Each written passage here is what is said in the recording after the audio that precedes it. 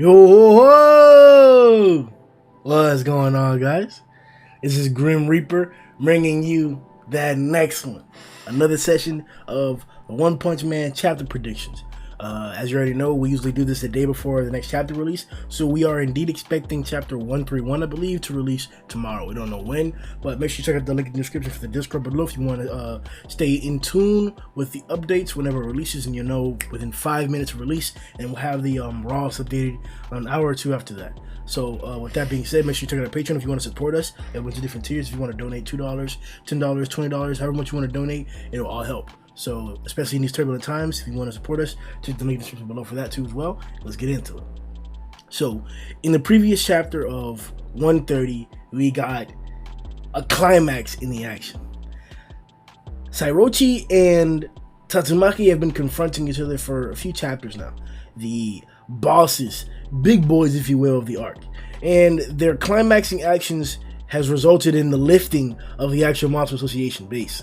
Back in the beginnings in chapter, I believe it was 89, 90, 91, we saw holograms of the heroes' meetings conversation involving what they were depicting, or what Child Emperor had successfully researched, inspected, reconned the structure of the Monster Association base. And it did in similar manner, it stacked and had a similar stature to what we currently see right now, besides a few of the connections here or there. As we already know, Child Emperor wasn't able to get all the information, so this does compensate for that. Regardless of the situation, the other heroes are also in a predicament, or were in a predicament as well. As we saw, Atomic Samurai, Child Emperor, a Mind Mask, Zombie Man, they were all in situations that weren't necessarily fatal, but in at least one case, Child Emperor's case, it would have been fatal. With the three disciples already knocked out, he was the last effort, the last resort, the last defense, and he was close to drowning. With the assistance of Tatsumaki, who happened to save all of them in an opportunistic moment, they're free now, and they're all floating up. We also coincidentally saw King, who saved Tadiel, which was a catalyst to saving Tatsumaki, but his bubble popped at the top of the elevator shaft. Here's the issue. Assumably, all the other bubbles popped at the same exact time. Meaning that maybe all the other heroes were being lifted to a point and then they were released at the same time that King was released. So if that's the case, here's where we get into more in an elaborative, predictive format. I'm expecting the Psychos or Psychos-Orochi Tatsumaki fight to continue. I'm not sure if it's going to take the main stage or if we're going to get more intermittent panels or fights like we've been getting in chapters beforehand, chapters past. In the recent chapters, we have been getting more of a center winding, or I guess a centristic like chapter focusing on the Tatsumaki confrontation, because it was really entwined with all the rest of them. The heroes were being saved by Tatsumaki. She was the one that was like causing all the commotion, so it made sense for her to be the centerpiece. But it's still not necessarily the most interesting thing, because in my particular opinion alone, the Psychos-Orochi design.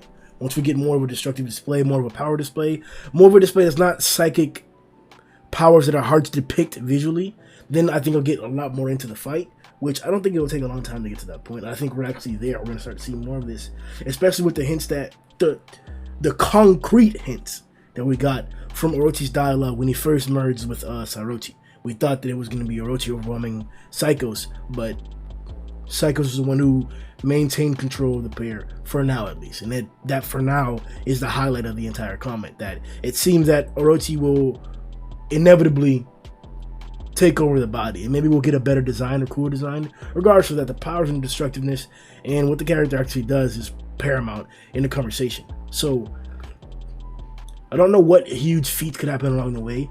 We did see that 4 or 5 crowned blast that Orochi characteristically does that wind up into one, and it blasts through the top of the actual association, which is pretty impressive. With that being the case, does that mean that Orochi's gaining more control? It looks like he's not. Psychos' design looks more uniform than it did before. Even her face and her eyes don't have that black tint or that veiny deformation that he previously had, that she previously had, however you want to describe her.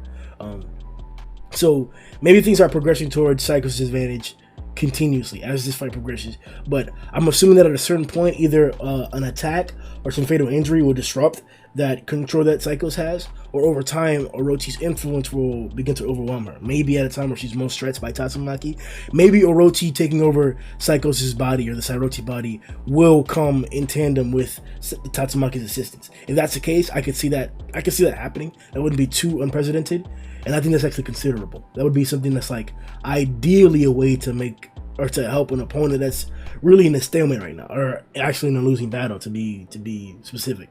So I am declaring that I'm expecting Orochi to take over the Psy-Orochi body either in this chapter or in the next chapter, depending on what Tatsumaki does in this chapter.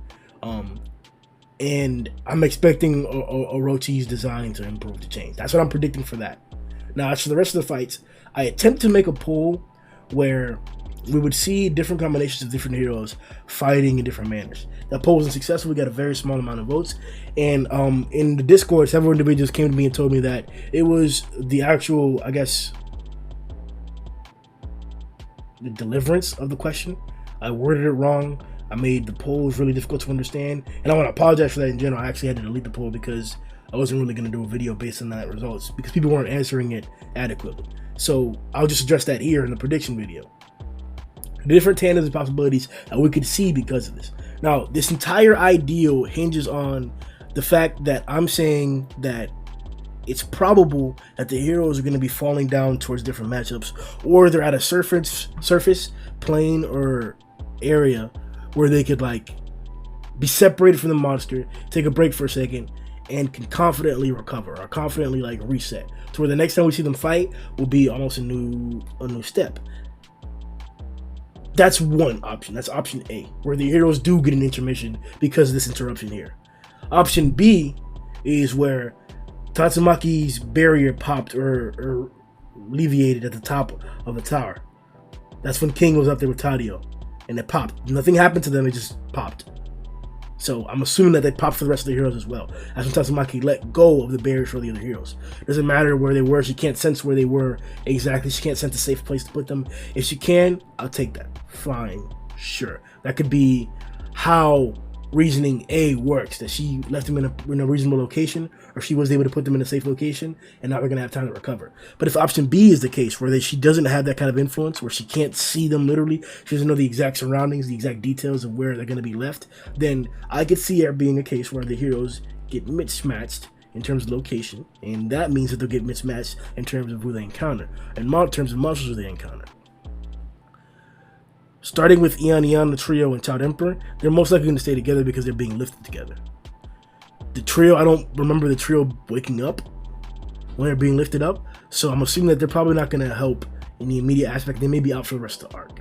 I also don't think Child Emperor's going to leave them alone, so if Child Emperor's going to do something big the rest of this arc, he's probably going to have them with him, and that's how they'll come back into the story, or, oh shit, or he's going to put them in a safe place just like he brought up Waganma, and he's going to come back to the combat like he did, saving everybody, basically.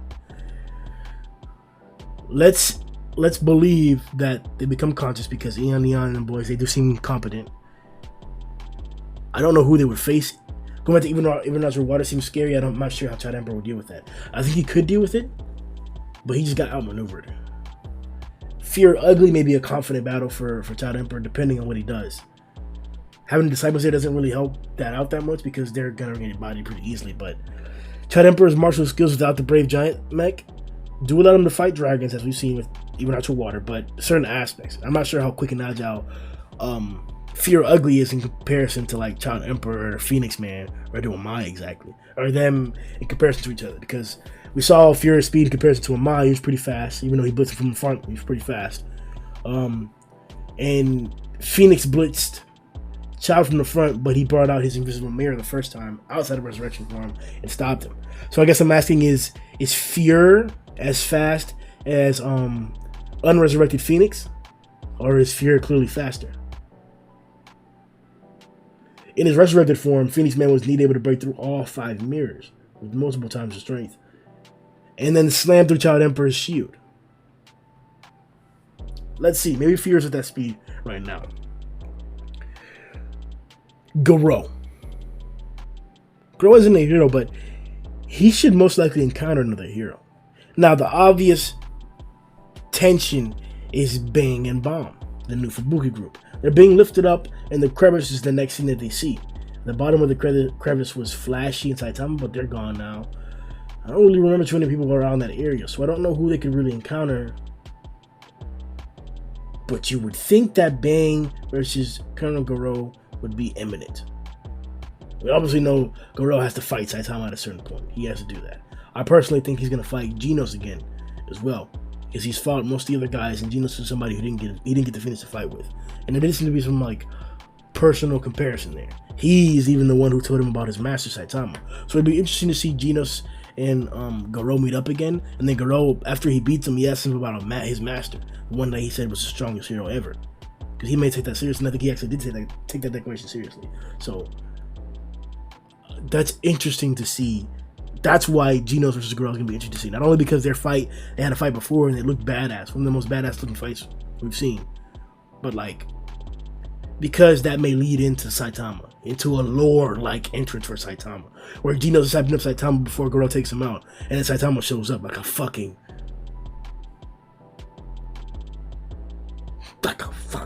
G. Whether that's the case or not, we can explore the other ones: A My Mask, Atomic Samurai, Black Sperm, Even Natural Water, Zombie Man, Homeless Emperor. These mismatches are all iffy. Nobody really has a good confrontation up against Black Sperm, so we're going to leave him alone. Atomic Samurai would do well up against Fear Ugly. He'd probably do acceptably up against Homeless Emperor, depending how fast Homeless is, because his orbs seem pretty fast. Atomic would do well up against Gums. We know Pig God's in the conversation as well. Sorry for not mentioning him until now, but nobody cares. Nobody cares.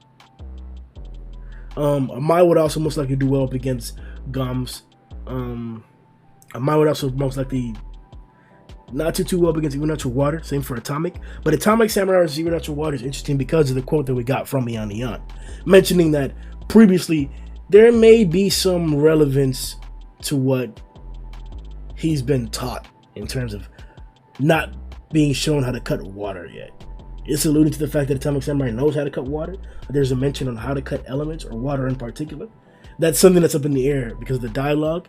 Maybe the Viz could help clarify some of the meaning to that, but the Viz doesn't help clarify a lot of things. So let's see what the exact context of Even Natural Water versus Atomic Samurai could really turn out to be, if there is going to turn out to be anything like that.